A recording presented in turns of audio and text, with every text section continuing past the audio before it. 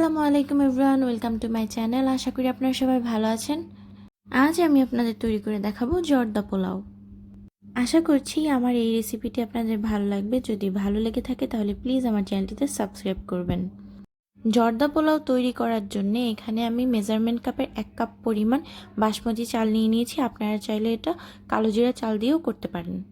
এখন এই চালগুলোতে 1.5 কাপের মতন পানি দিয়ে 10 থেকে 15 মিনিটের জন্য ভিজিয়ে রাখবো। এতে করে ভাতটা বেশ ঝরঝরে হয়। চেষ্টা করবেন 15 মিনিটের জন্য চালগুলো ভিজিয়ে রাখতে। 15 মিনিট পরে চালগুলো পানি থেকে তুলে এরকম একটা স্টেইনারে আমি রেখে দিয়েছি। এটা এভাবেই কিছুক্ষণ রেখে দেব। এখন আমি চলে যাব ভাতটা রান্না করতে। চালটা সেদ্ধ করার জন্য এখানে মেজারমেন্ট কাপের পরিমাণ 5 কাপ পানি নিয়ে নিয়েছি এবং এর মধ্যে দিয়ে দিয়েছি জর্দার রং। আপনারা চাইলে জেল ফুড কালারটাও ব্যবহার করতে পারেন। পানিটা সম্পূর্ণভাবে ফুটে উঠলে ওই ফুটন্ত পানিতে ধুয়ে রাখা চালগুলো দিয়ে দিতে হবে।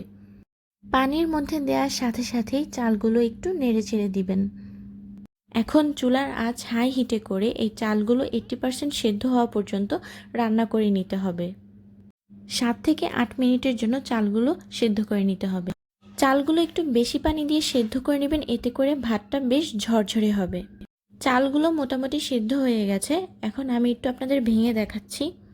এভাবেই একটা চাল হাতে নিয়ে চাপ দিয়ে দেখবেন চালটা সহজেই ভেঙে যাচ্ছে, কিন্তু এর মধ্যে একটা শ্বাস থাকবে, মানে চালটা পুরোপুরি সেদ্ধ হবে না।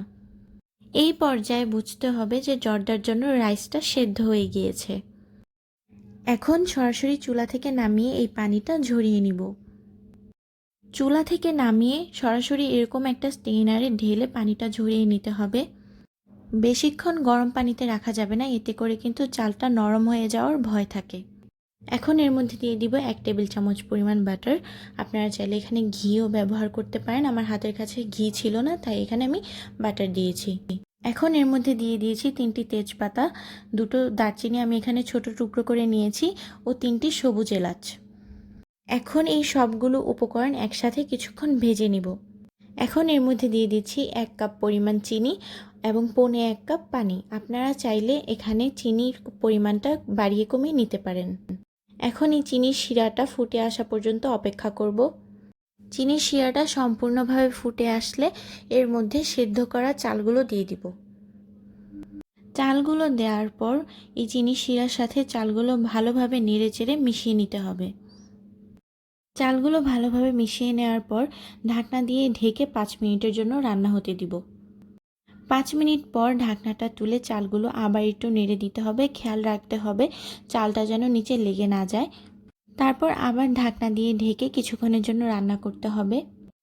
এখন এর মধ্যে দিয়ে দিব 1 চিমটি পরিমাণ লবণ। এখানে মিষ্টির ব্যালেন্সটা ঠিক রাখার জন্য লবণ দেওয়া হয়েছে, আপনারা চাইলে এই পার্টটা স্কিপ করতে পারেন। এখন এর মধ্যে দিয়ে দিব 1 টেবিল চামচ পরিমাণ কিশমিশ ও 1.5 টেবিল চামচ পরিমাণ মোরব্বা। এই ক্ষেত্রে যারা মোরব্বা পছন্দ করেন না তারা এই পার্টটা স্কিপ করতে পারেন। এখন এর মধ্যে দিয়ে দিব 1 টেবিল চামচ পরিমাণ কাঠবাদাম ও 1/2 টেবিল চামচ পরিমাণ পেস্তা বাদাম।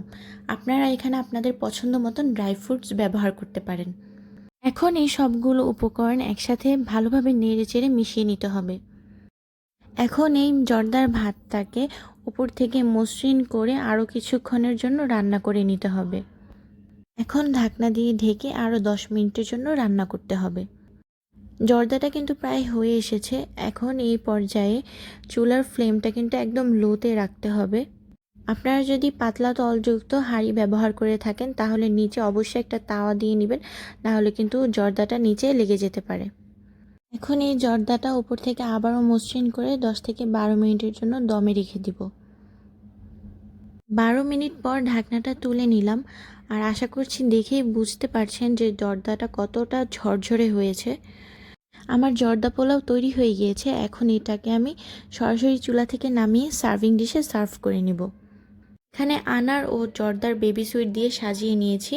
এই বেবি সুইটগুলো আমি বাসায় তৈরি করেছি এবং এই রেসিপিটাও আমি আমার চ্যানেলে শেয়ার করেছি।